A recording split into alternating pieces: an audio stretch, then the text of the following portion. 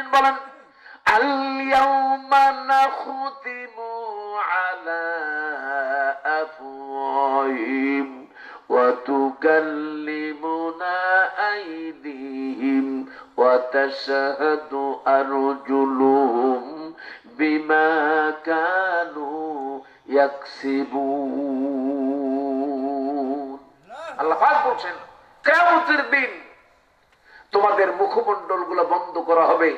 যে সুপা দিয়া এই দেশের মানুষের সামনে প্রকাশ করেছে, টেলিভিশন, রেডিও, বিভিন্ন নেটের মাধ্যমে মানুষের সামনে প্রচার করেছে আমরা জনগণের খেদমতে, জনগণের কল্যাণে, দেশের স্বার্থে আমরা কাজ করতেছি, অথচ এখন তালাশ করে দেখা যাচ্ছে দেশের 12 বাজায়া 13 ঝুলাইয়া দিয়েছে। বললাম কথা ঠিক না ভুল? রিজার্ভ ফান্ড শেষ, দেশের যেখানে লাগবে 10 টাকা সেখানে লাগছে 1000 টাকা। 10 টাকা দিয়ে কাম করছে, 999 টাকাই খাই ফেলাই দিছে। অবশ্য এদেশের যিনি স্বাধীন করেছিলেন, যাকে বলা হয় মরহুম শেখ মুজিবুর রহমান, উনি বড় দুঃখ করেই বলেছিলেন, এখন তার কথাগুলো প্রমাণ হয়। 2টা লোকের কথা প্রমাণ হয়। ইহুদি মেরেছিল, বলুন তো তার নাম কি? হিটলার। নাম কি? হিটলার। 20,000 না 20 লক্ষ 20 লক্ষ ইহুদি সে হত্যা করলো। আর কিছু ইহুদি থেকে গেল, বলছে এটাও শেষ করে গেলে তোমরা শান্তি পেতে, কিন্তু তোমরা বলছো হিটলার অন্যায় করছে। রেখে গেলাম, ভবিষ্যতে হিটলারের কথা তোমাদের মনে করতে হবে। এই কোন জাতি? প্রমাণ হয়েছে না? হয়েছে কি না? হিটলারের কথা মনে করতে হয়। আর আমাদের মরহুম শেখ মুজিবুর রহমান সাহেব বলেছিলেন, নানান দেশ যুদ্ধ করে পাই স্বর্ণের খনি, রূপার খনি, অমুক খনি, তমুক খনি, আমি পাইলাম চোরের খনি। এরপরে তিনি বলেছিলেন, এই দেশের গরিব দুঃখীদের মাঝে আমি একটু খাবার তুলে দেওয়ার জন্য বিদেশ থেকে টাকা ঋণ করে, হাওলাত করে চাইতে নিয়ে আসি, আর এই দেশের চাটুকারেরা সব চাইতে চাইতে খাই ফেলে দেয়। কি কথা বললাম? সব চাইতে চাইতে খেয়ে ফেলে দিয়েছে। এই চাটুকারদের যতদিন থাকবে এই দেশের উন্নতি হবে না। তিনি দুঃখ করে একথা বলেছিলেন।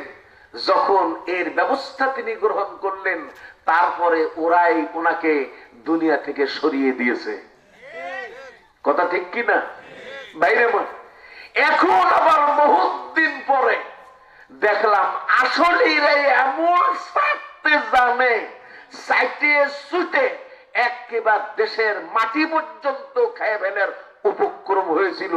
আর 5 বছর যদি থাকতো, এই বাংলাদেশের মাটি অর্ধেক ভারত নিয়ে নিত। ইতিহাস জানেন না?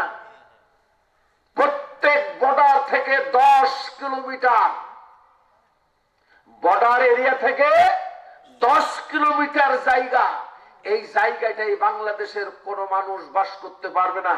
ওই জায়গাটা হবে বিডিআর এরিয়া। এই বিডিআর এরিয়া নামক দিয়ে দেবে, দিয়ে দিলে কি হবে? এই জায়গাটা টোটাল ভারতেরই চলে যাবে। ভাইরা মা, দুঃখ এখন সব বের হচ্ছে। কথা ঠিক কিনা? তো ভাইরা মা, আমি বলতে চাই, ওনারা কি মরবেন না? যেরকম মরবেন না, আপনারা এইভাবে ঠকিয়েছেন। এই দেখেন আল্লাহ বলছেন, কি বলছে আল্লাহ?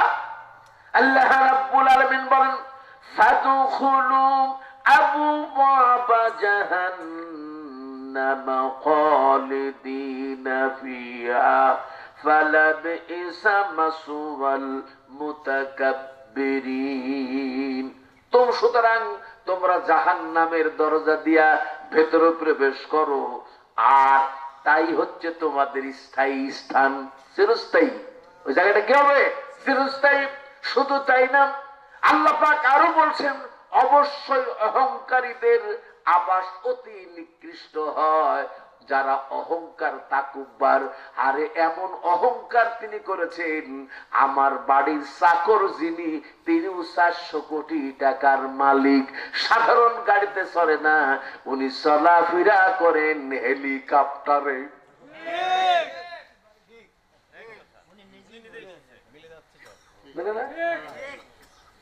কি ভাই, মৌলবীর এই কথা বলে বলি তো ওনাদের ফোসা পড়তো।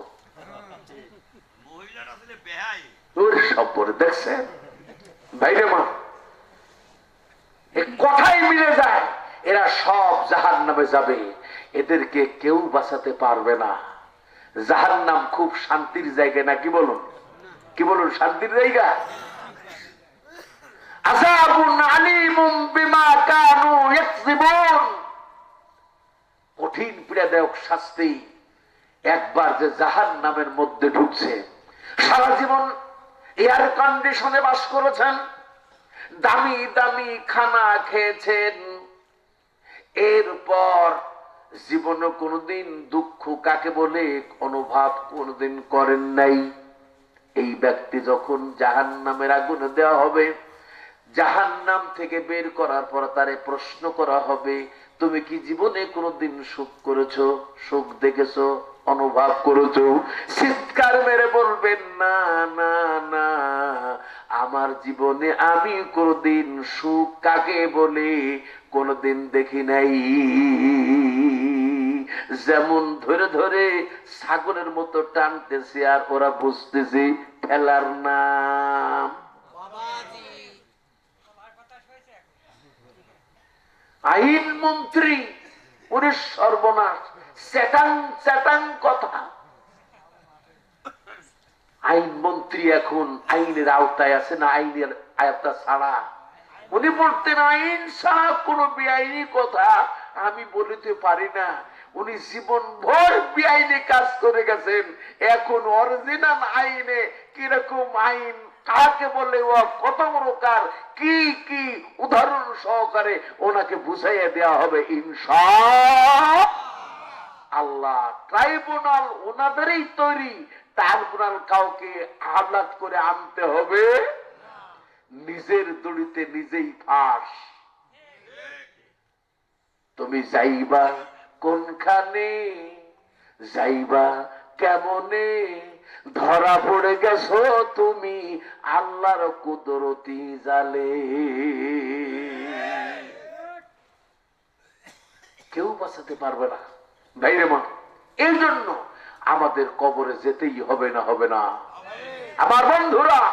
সেই কবরের ভয় যদি, মৃত্যুর ভয় যদি মানুষের অন্তরে সামান্য থেকে সামান্যতম একটু চিন্তা করে, ওই মানুষটা কখনোই অন্যায় তার দ্বারা হতে পারে, অন্যায় কর্ম সে করতে পারে, অন্যায় ভাবে মানুষের সম্পদ লুটে নিতে পারে না।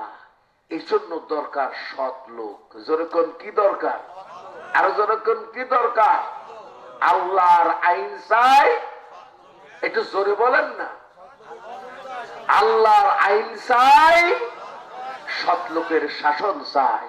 আল্লাহর আইন আর সৎ লোকের শাসন যেখানে থাকবে, সেখানে মানুষ শান্তিতে থাকবে না অশান্তিতে থাকবে? আমরা শান্তি চাই না অশান্তি চাই?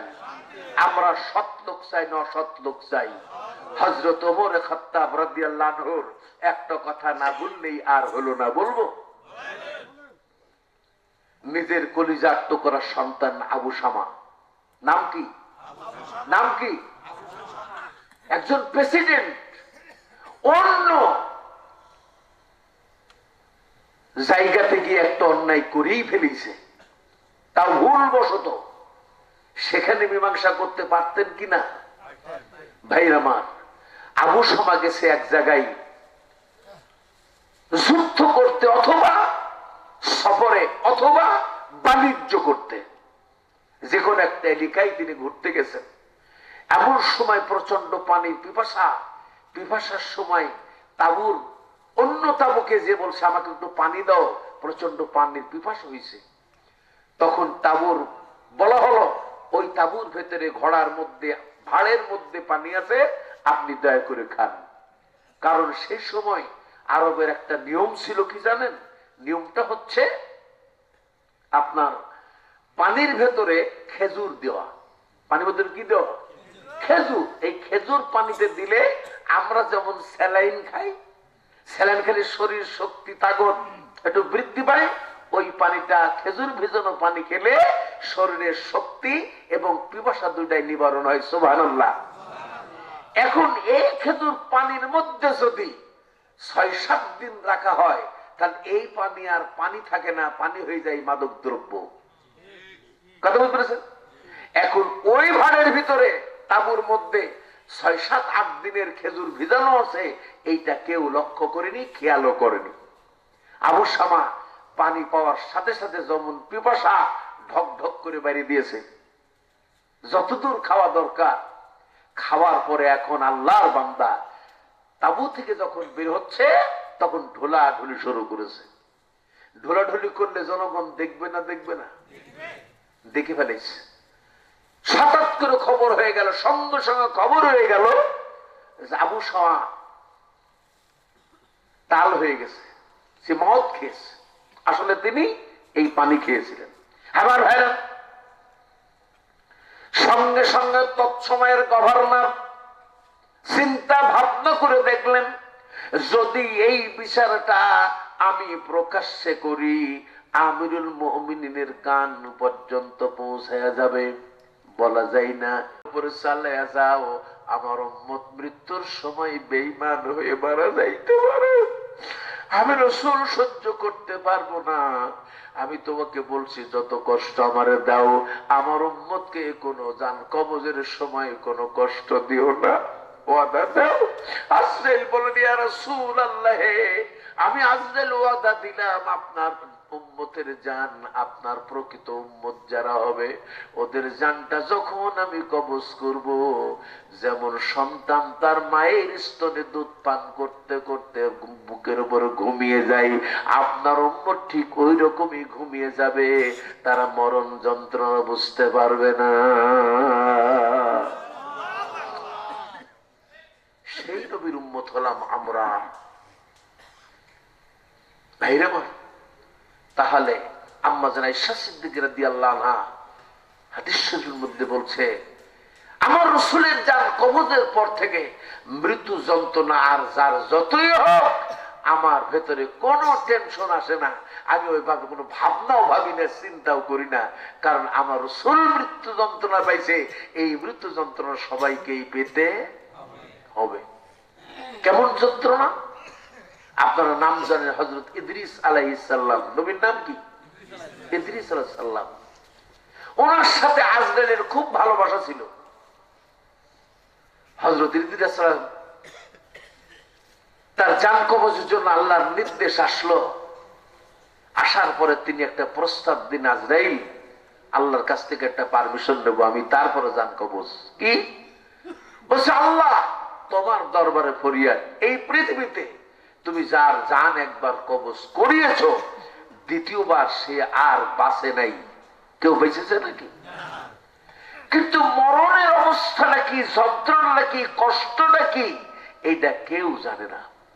তো আমি তোমার কাছে আবির করবো একটা, সেটা হলো এই, আমার মৃত্যু তুমি দেবে, মরণের কিছুক্ষণ পরেই তুমি আমার জানটা আবার ফেরত দেবে। আমি আমার উম্মতের সামনে জান কবজের করুণ ইতিহাসটা শুধু বর্ণনা দেব, তাহলে তারা যেন এই মরণ যন্ত্রণার ভয়ে তারা যারা বাঁকা আছে, এরা যেন সোজা হয়ে যায়। আমরা মরে গেছে, লাশ ধোয়াই, কাফন পরাই, জানাজা দেই, কবরে নামাই, মাটি দিয়ে ছোট্ট দোয়া করে বের হয়ে চলে আসি। ওখান থেকে কোনো শিক্ষাও গ্রহণ করি না, ভয়ও করি না, চিন্তাও করে দেখি না। আমরা মনে করি এটা স্বাভাবিক ব্যাপার। আসলে এটা স্বাভাবিক নয়। অনেকগুলি ইতিহাস আছে। এরপরে আল্লাহ পাকের কাছে উনি ফরিয়াদ করেন, নবীদের দোয়া করতে দেরি হয়, কবুল হতে দেরি হয় না। দোয়া করলেন, কবুল হয়ে গেল। আল্লাহ বলছেন তুমি যখন চাইছো তোমাকে দিলাম। আজরে আসছে জান কবজ করতেছে, বসে হুজুর আপনার জান কবজ হবে, কোনো অসুবিধা নেই, করে ভালো। তার মানে উনি জানেন জান কবজের পর পরে আবার আমি জীবিত হব, কিসের ঝামেলা। কি বলেন? জান কবজ হলো, কবজের পর পরই কিছুক্ষণ পুরোনার জান ফেরত দেওয়া হলো। সমস্ত উম্মতদের তিনি আহ্বান জানালেন, ডাকলেন, তোমরা সব এক জায়গায় হও। তোমরা জানো না মরণ যন্ত্রণাটা কি? আমি আল্লাহর পয়গম্বর, যে আল্লাহ পাক আমার দোয়া কবুল করেছেন। আমি যখন আমার মৃত্যু হয় আমি কি কষ্ট অনুভব করেছি তোমাদের কাছে দুইটা এক্সাম্পল দিতে চাই। প্রথম নম্বর, ফুটন্ত তেল, কড়াই ভর্তি তেল, তেলের মধ্যে জীবন্ত একটা মুরগির বাচ্চা, মুরগি ছানা, যে কোনো জিনিস দিয়ে চেপে ধরলে ওই বাচ্চাটা, ওই মুরগিটার ফুটন্ত তেলের মধ্যে জান কবজ হতে, মৃত্যুবরণ করতে যে কষ্ট হয় তার চাইতে বেশি কষ্ট আমি ইদ্রিস অনুভব করেছি। আর একটা দৃষ্টান্ত দেই, জীবন্ত একটা ছাগল, ছাগল বোঝেন তো? বোঝেন? জীবন্ত একটা ছাগল, তার পায়ের দিক থেকে চামড়া খোলা আরম্ভ হলো, গোটা শরীরের চামড়া খুলে এই ছাগলের মাথা দিয়ে ওই চামড়াটা টান দিয়ে বের করলে যেমন কষ্ট হয় তার চাইতে বেশি কষ্ট আমি অনুভব করেছি আমার জান কবজের সময়। আমি নবীর সাথে যদি জান কবজ এমন ভয়ঙ্কর হয় তাহলে তোমাদের সাথে কি হবে? আরেকটা ইতিহাস দেওয়া যেতে পারে। হযরত ঈসা রুহুল্লাহ খোলা ময়দানে চলে গেলেন, খ্রিস্টানদের লক্ষ্য করে বললেন, আমি তোমাদের পয়গম্বর, আমাকে স্বীকার করো, আমি আল্লাহর নবী। তারা বললে তোমাকে নবী মানবো, নিদর্শন দেখাও। নবীদের কি বলেন, নবীদের যে সমস্ত গুণাগুণ আছে, ওলিদের যেমন কারামত আছে, নবীদের কি আছে ভাই? মুজিজা। নবীদের কি? নবীদের মুজিজা। তোমার মুজিজা প্রকাশ করো। আল্লাহর পয়গম্বর বললেন, এই জমিনটা খোলা দেখছো, এখানে কিছু নাই, বলো দেখি এর মধ্যে কোন লাশ তোমাদের জানা মতে দাফন করা হয়েছে এমন কিছু আছে কি? জবাব হচ্ছে না, আমরা আমাদের জীবদ্দশায় দেখি নেই। আল্লাহর পয়গম্বর বললেন, এখান থেকে কোন এক মৃত লাশকে জীবন্ত করে উঠিয়ে যদি আমি তার সাথে কথা বলি তাহলে কি তোমরা আমাকে নবী মানবে? বলে অবশ্যই, দেখান। আল্লাহর বান্দারা, আল্লাহর পয়গম্বর ঈসা রুহুল্লাহ উনি ডাক দিলেন, ইয়া সাম কুম বিইজনিল্লাহ। এই আল্লাহর পয়গম্বর হযরতে না হযরতে নূহ আলাইহিস সালাম, নবীর নাম কি? যেরকম নবীর নাম কি? নূহ। নূহ নূহ নূহ আলাইহিস সালামের সন্তানের নাম হচ্ছে শাম। ছেলের নাম কি? ইয়া আইয়ুহাস শাম কুম বিইজনিল্লাহ। যখন তিনি তাকে ডাক দিলেন, প্রথম ডাকে মাথা তোলে নাই, দ্বিতীয় ডাক দিলেন মাথা তোলে নাই, তৃতীয় ডাক দিলেন, আল্লাহর বান্দা তুমি যদি মাথা না ওঠাও দুনিয়া কিয়ামত হয়ে যাবে। তখন মাথা তুললেন, সালাম দিলেন। আল্লাহর পয়গম্বর প্রশ্ন করলেন, তোমাকে প্রথম ডাক দিয়েছি শোনো নাই? শুনছি। তোলো নাই কেন? ভয়ে। দ্বিতীয় ডাক? ভয়ে। তোমার শরীরের চুল, মাথার চুল সব পাকলো কিসে? বলছে জান কবজের সময়। এরপরে আমি যে কষ্ট পাইছি, আজ থেকে ওই মৃত্যু যন্ত্রণা 6,500 বছর। কত বছর? ৬,৫০০ বছর আমি এই কবরের মধ্যে আছি, আমার ওই যন্ত্রণা আজ পর্যন্ত শেষ হয় নাই। ভয় হয় না? হয় না? জোরে কোন হয় না? হয় না? তবে এই মরণ হবে সহজ যদি সেই মরণটা হয় আল্লাহর ওয়াস্তে। আল্লাহ রাব্বুল আলামিন বলেন, ওয়ালা তাকুনু লিমান ইউকতালু ফি সাবিলিল্লাহি আমওয়াত বাল আহয়াউ ওয়ালাকিন লা তাশউরুন।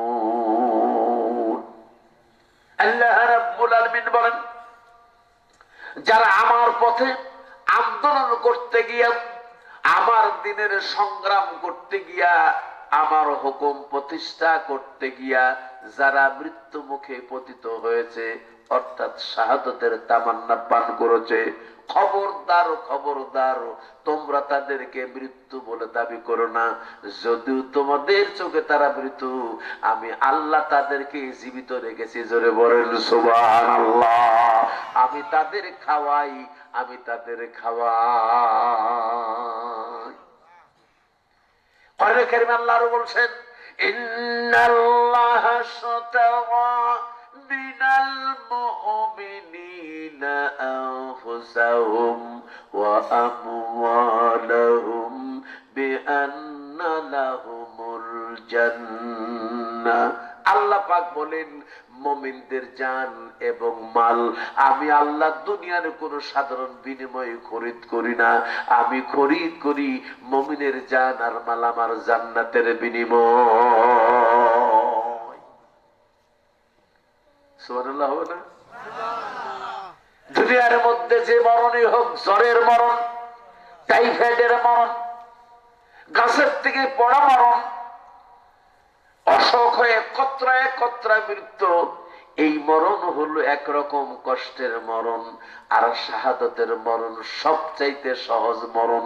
একটা পিঁপড়া কামড়ালে যেমন শরীরে কষ্ট অনুভব হয়, একজন শহীদের জীবন বের হতে ঠিক এমনটাই কষ্ট হবে। শহীদ মরার সাথে সাথেই এদের আল্লাহ পাক জান্নাতের পাখি বানিয়ে দেবেন। আজকে আল্লামা সাঈদী রাহমাতুল্লাহ আলাইহি আরে এমন একজন মানুষ সারাটা জীবন কোরআনের দর্শ, কোরআনের তাফসীর করে বেড়ালেন।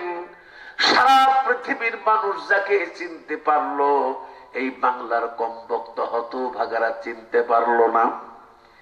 এই মানুষটাকে মারার জন্য কত চক্রান্তের পরে চক্রান্ত, শেষ পর্যন্ত তাকে হত্যা করেই ছাড়লো। মনে করেছে সাঈদীকে মারলাম, বিরাট কিছু করলাম। তোরা সাঈদীর মারলি, সাঈদীকে মারলি, সাঈদীকে মারলি, 1 বছর পার হয় নাই তার আগেও তোরা দুনিয়া ছাড়লি।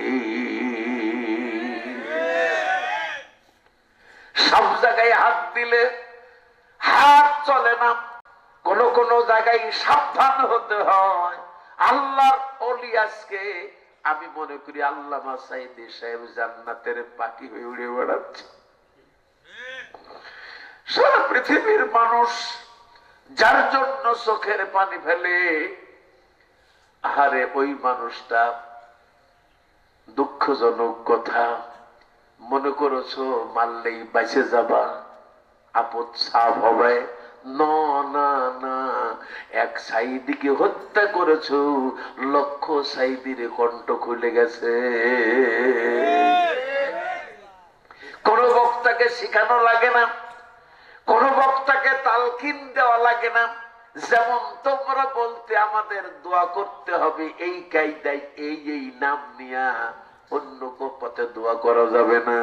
যদি কেউ দোয়া করতে গিয়া বলছে আল্লাহ সাঈদী সাহেবকে তুমি জান্নাতের হকদার বানাও, সাথে সাথেই তাকে জেলে যেতে হয়েছে। প্রমাণ যদি চান আমি আমার নওগাঁর ইমামের দিয়ে দেব। আমার ভাইরা, তাই বলছিলাম সেই কথা, আল্লাহর পথে যারা নিহত হয়, শহীদ হয়ে যায়, এদের কপাল সবচাইতে ভালো। যদি এই জমিনে আল্লাহর দিন প্রতিষ্ঠা করার জন্য আমাদের জান দরকার হয়, রক্তের দরকার হয়, হাত পার দরকার হয়, যেমন 5ই আগস্টে আমার সোনার সন্তানেরা এই বাংলার জমিনে তাদের শিখাতে লাগে নাই, তাদের ট্রেনিং দেওয়ার দরকার হয় নাই, ওরা নিজের থেকেই জীবন দিয়া এই বাংলার জমিন স্বাধীন করে দিয়েছে।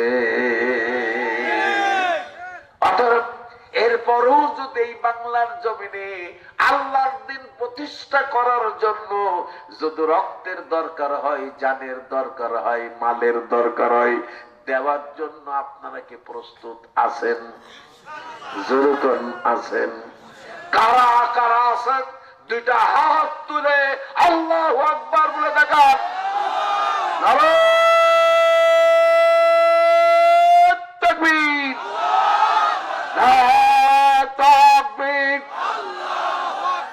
আল কোরআনের আলো, আল হাদিসের আলো,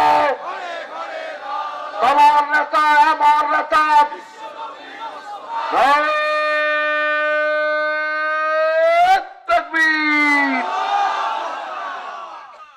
ঘুমাছে না গেছে ভাইরা? তাহলে বলছিলাম মরণ তো একদিন সবাইকেই মরতে হবে, ঠিক কিনা?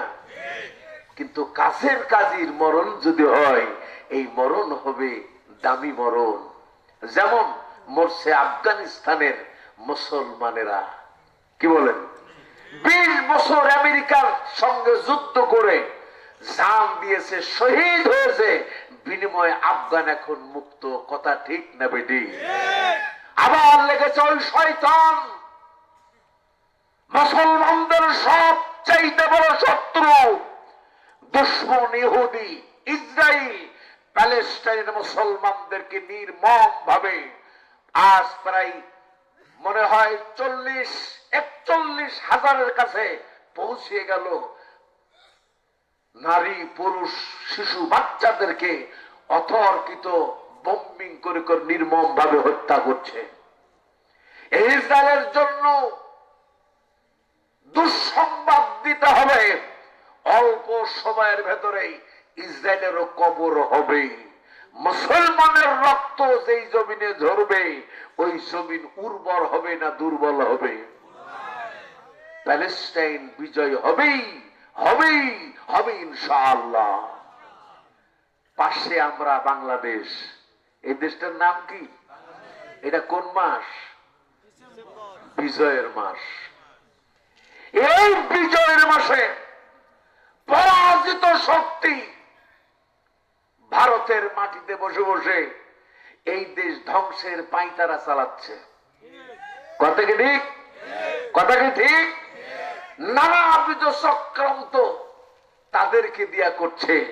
তার মানে হলো মুসলমানের দ্বিতীয়তম তৃতীয়তম বৃহত্তম শত্রু, তার নাম হলো মুশরিক। নাম কি? যেরকম নাম কি? ওটা কোন দেশ?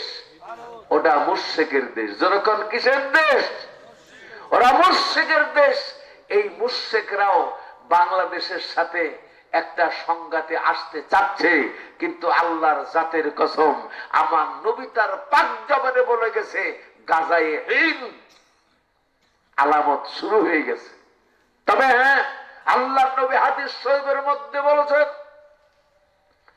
এত রক্ত ঝরবে, রক্তের ওপর দিয়ে শহীদরা ভেসে চলে যাবে, তবে যতই শহীদ হোক, যতই মরুক, বিজয় বাংলার মুসলমানেরই হবে। বিশ্বাস আছে না নাই? আছে না নাই? কার কার বিশ্বাস আছে? আল্লাহু আকবার হাতটা তুলে দেখা। আল্লাহ হাত নামায়া বলে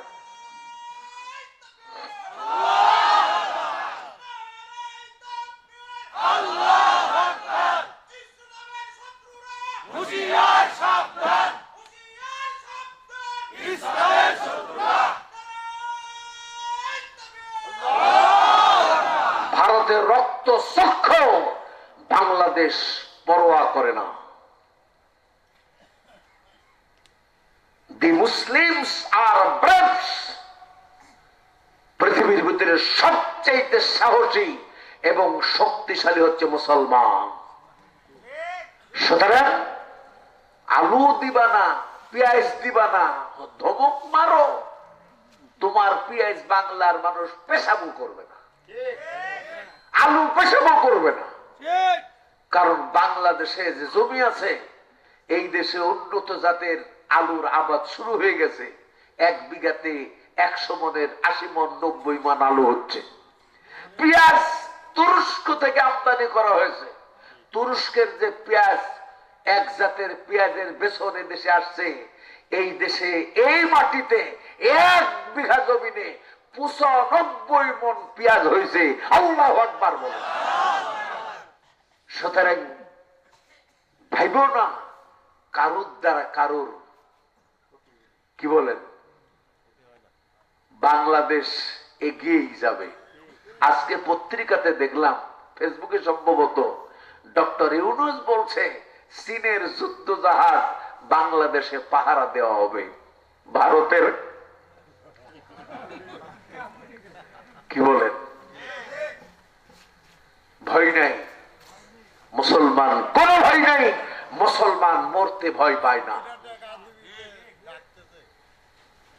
কি ভাই, কি রাগ করতেছেন নাকি? আবার ফিরে আসি। আসলে কথা দিতে গেলে একদিক থেকে আর এক দিকে চলে যায়, সবটাই তো কথা নাকি বলেন? তাহলে আমরা 1 নম্বর যাতে মুসলমান, আমাদের মৃত্যু হবেই হবে, আর মরার পরে কবরে আসতেই হবে। তবে হ্যাঁ, এইবার মরার পরে যে আয়াতটা পড়ছি, আয়াতের অর্থটা করব। আল্লাহ পাক বলছেন, আল্লাহ পাক বলছেন, আল্লাযিনা তাতাওয়াফাহুমুল মালাইকাতু যালিমি আনফুসিহিম, নিজেদের উপরে যারা জুলুম করে, জুলুমকারী থাকা অবস্থায় ফেরেশতারা যাদেরকে হত্যা করে, অর্থাৎ জান কবজ করে, তারা কি করে?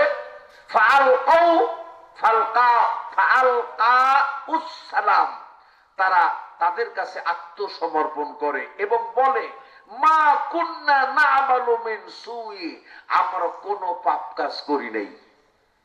খেয়াল করবেন। এরপরে বলছেন, বালা, হ্যাঁ, ইন্নাল্লাহ, নিশ্চয় আল্লাহ তাআলা, আলিমুম বিমা কুনতুম তা'মালুন, তোমরা যা কিছু করেছো এ ব্যাপারে আল্লাহ জানে না? জানে না? যেরকম আল্লাহ পরিজ্ঞাত কিনা আল্লাহ অজানা? এখন আপনাদের সামনে যদি এই আয়াতের তাফসীর শুরু করি, তাহলে বর্তমান যারা 5ই আগস্টের আগে আমাদের দেশের মাতবাড়ি করছিলেন, তারা ধরা খাবে না? খাবে না? যেরকম খাবে না? খাবে না? সব নিজেদের উপর জুলুম করেছে, কঠিন জুলুম। তারা তাদের নিজেদের উপরে জুলুম করেছে, কিন্তু টের পাই নাই। পরের অর্থ আত্মসাৎ করেছে, ইসলামী ব্যাংকগুলাকে ধ্বংস করেছে। করেছে না করে নাই? যেরকম করেছে না করে নাই? মানুষ নির্মম ভাবে নিরীহ নিরপরাধ মানুষকে হত্যা করেছে, গোপনে করেছে, আয়না ঘর দিয়া করেছে। করেছে না করে নাই? হেলিকপ্টার দিয়ে মেরেছে, গুপ্ত ভাবে মেরেছে। এগুলা জুলুম না? জুলুম না? যেরকম জুলুম কিনা? অথচ তারা যখন বক্তৃতায় এসেছেন, টেলিভিশন রেডিওর পর্দায় যখন এসেছে, তখন তারা বলছে, আমরা দেশের জন্য কাজ করতেছি, দেশের মঙ্গল আর কল্যাণে কাজ করি, আমাদের দ্বারা কোনো মানুষের কোনো ক্ষতি করি না, তার মানে আমরা কোনো পাপ কাজ করি না। কথা কি ঠিক? জোরে কথা কি ঠিক? এদের সম্পর্কে আল্লাহ অনেক কথা এই ইশারায় বুঝে নেন। আল্লাহ পাক এদের সম্পর্কে বলছেন কি শুনুন, ফাদখুলু আবওয়াবা জাহান্নামা খালিদিনা ফিহা, সুতরাং তোমরা জাহান্নামের এই দরজা দিয়ে ভিতরে প্রবেশ করো। আল্লাহ কি বলবে? কি বলেন?